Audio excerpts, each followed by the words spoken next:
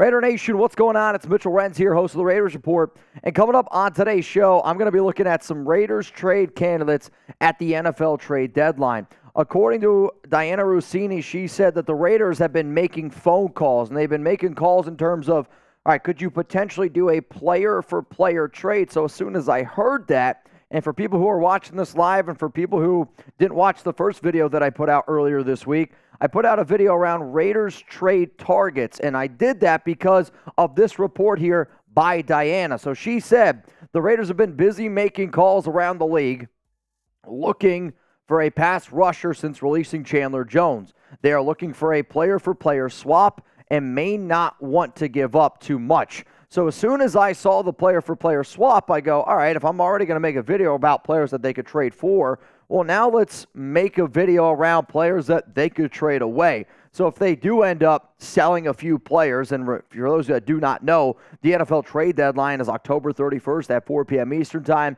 Chugs and I will be live, so make sure you hit that subscribe button. Make sure you turn on those notifications. But I do think depending on what happens here over the next 3 games, can decide a lot of whether or not this team is going to be a buyer or they're going to be a seller at the deadline. So how about this, y'all? If the Raiders end up making a trade, we're going live for it. If the Raiders end up moving on from anybody on their own team, I'm making a video around it. If it's a big-time trade, is when we go live. When the Raiders traded for Davante Adams, we were live for, I want to say, like 10 hours on that bad boy. When the Raiders make deals, we make deals here live. So make sure you subscribe because we know how to party here on the Raiders Report.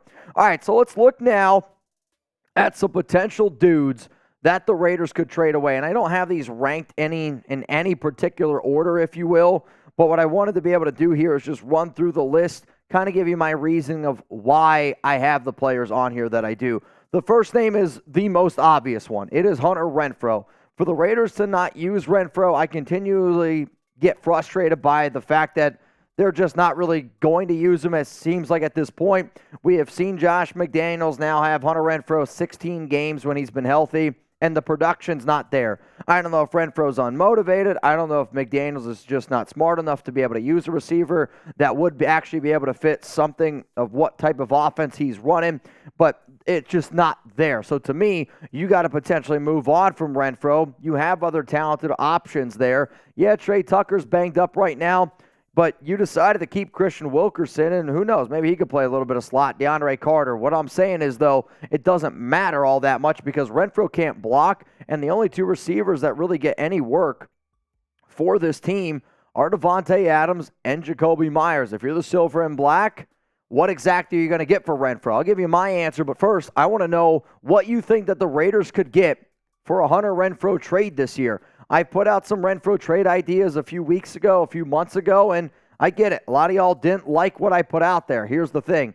I do it not because of a trade that I want the Raiders to do. I do it because this show is for me to give my honest and true opinion. So it's going to be the pinned comment on today's show. Scroll on down and let me know what could you get for Hunter Renfrow in a trade this year. Due to Renfrow's contract and due to his inability to really make a lot of splash plays right now, I would say that for the Raiders, you're probably going to get a 6th. If you'd get a 5th-round pick, that would surprise me.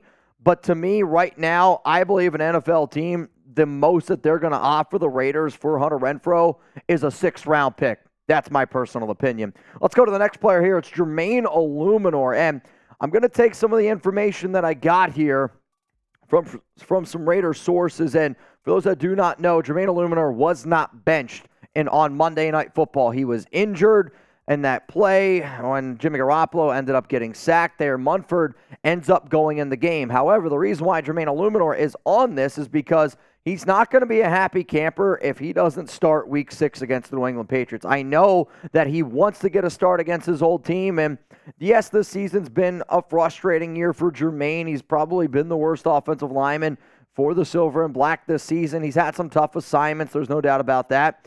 But with 248 snaps, 2 penalties, 5 sacks, and 11 pressures, the reason, and the biggest reason why he's on here is because if Munford starts getting a few starts, I don't think Jermaine is going to love the idea of being put on the bench. I don't think that he deserves to be put on the bench. Personally, if it was up to me, this is a player that you should keep on your roster. However, there will be other NFL teams out there that come calling because of, Jermaine's best thing. It's his versatility. He can play right tackle. He can play left guard. He can play right guard. He can do a lot of different things on this offensive line. But if the Raiders want to go with their Munford, a younger player who also has shown that, hey, this guy can get some run as well. He's got 87 snaps. He's got an overall grade this year, according to PFF, at 73.5. To me, Jermaine Elumunor is a player to at least keep in mind if this team decides to go with Thayer Munford as a starter over Jermaine. All right, we got a few more names to get into here, but remember, today's show is sponsored by PrizePicks, and if you love fantasy, man, I love fantasy football, and I promise you, you're going to love PrizePicks, and especially because they're hooking up the nation here with one hell of a deal. So PrizePicks is daily fantasy sports made easy. PrizePicks is the most fun that I've had, winning up to 25 times my money this football season. You just select 2 or more players, pick more or less than their projected stats, and place your entry. Go to prizepicks.com/CLNS and use code CLNS for first deposit match up to $100. Quick withdrawals, easy game plan, and an enormous selection of players and stat types are what make PrizePicks the #1 daily fantasy sports app. So if you want to know what picks I'm going with this week, I'm going with Russell Wilson on the more for passing yards on Thursday Night Football, just because I think the Chiefs are the better team. They're going to be behind. That Broncos defense is terrible. That's going to lead to more passing yards for Wilson. C.J. Stroud has been having a great year. He's probably going to win Rookie of the Year, but I'm going to go with less because of how good that Saints defense is. And then Zach Wilson. Anytime I'm going to go see Zach Wilson, I'm probably going to take less. So remember, nation, easy and exciting daily fantasy. PrizePicks.com/CLNS. That link's going to be available to you guys down in the comments and down in the description of today's show. Huge shout out to PrizePicks for sponsoring the Raiders Report. All right, let's go to the next name here for a Raiders trade candidate. I think this one might surprise a few people, so let me talk about it and kind of work my way through. Andre James. A lot of the times, if I'm an NFL team, and a lot of NFL teams do this, where if you know that a player is not going to be back next season, well, maybe you try to get something for him in return. Andre James, every single season has gotten better. Time and time again, he has showed that he has the ability to play center when I didn't know if he was going to be able to play center. When John Gruden gave Andre James that deal that they did a few years ago, I was like, man, 3 years, $12 million, you don't really know what you're going to get in Andre.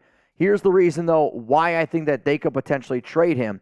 If they do put Thayer Munford in at right tackle, that then gives them the ability to maybe put Greg Van Roten at left guard.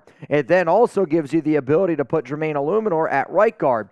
When the Raiders drafted Dylan Parham, I always thought that they were going to use him as center, and a lot of the sources that I talked to, they still view as Dylan Parham as that potential long-term center because he's not big enough to be an offensive guard in the NFL. So to me, you potentially put Dylan Parham in at center, the position that they originally drafted him for. You put Greg Van Roten or Jermaine Elumunor at left guard, or then you put the other one at right guard, and then you kick Thayer Munford out there at right tackle. I think Andre James has done a phenomenal job.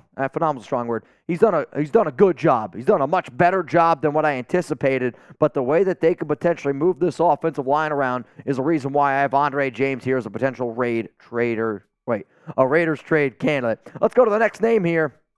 Jerry Tillery at defensive tackle. This is more just I want him off my football team. I think Jerry Tillery is the worst defensive tackle on this roster.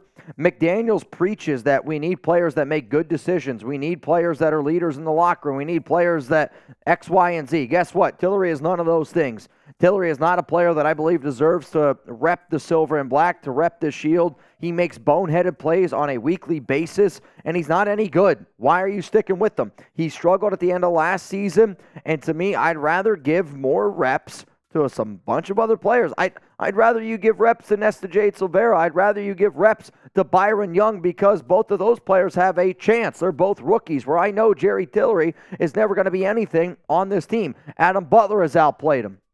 Bilal Nichols has outplayed him. John Jenkins has outplayed him. I think I already said Adam Butler. I mean, they are outplaying him on a daily basis, so why does he continue to get run? I want the Raiders to trade away Tillery for anything. You get a 7th-round pick for him, that's a win. This is not a guy that you can continually have on your team because he hurts you when you don't need him to hurt you. Let's go to the final name here on this list. I'm going to go with Austin Hooper. And the reason why Hooper's on here is because, again, if you're not going to use a player, just you can get something for him. They don't use Michael Mayer. They barely use Austin Hooper. And to me, he could still catch the football at a high enough rate where if you were able to get a 7th-round pick for him, you could potentially look at it. You have Jesper Horsted. You could probably go out and add another tight end. Hell, bring back Cole Fotheringham or something like that as an extra tight end. Because to me, if you're not going to use 2 tight ends when you promised us that you were going to use more 2 tight end sets, why not just move on from him? I like Hooper. I thought he was going to be used a lot more, but you're not using him. So to me, I have seen this Raiders offense do basically nothing for 5 weeks, and you're one of the worst offenses in the league. I want something that's got a little bit more pizzazz. I want something that's got a little bit more flair, maybe a little bit more speed, maybe a little bit more help on defense. So if you could trade away Hooper and get that, that's kind of what I'm thinking here. All right, y'all, you be the GM. You be Dave Ziegler. I want you to name a player that you think that the Raiders should put on the trade block right now. Who's a guy? And I know most of y'all are probably going to say Renfrow, though. I think we all deep down love Renfrow. We wanted it to work out. I don't really know why it's not working out, but it's definitely a name to keep in mind. I think another corner to keep in mind that I didn't put on here, but I thought about, Amik Robertson.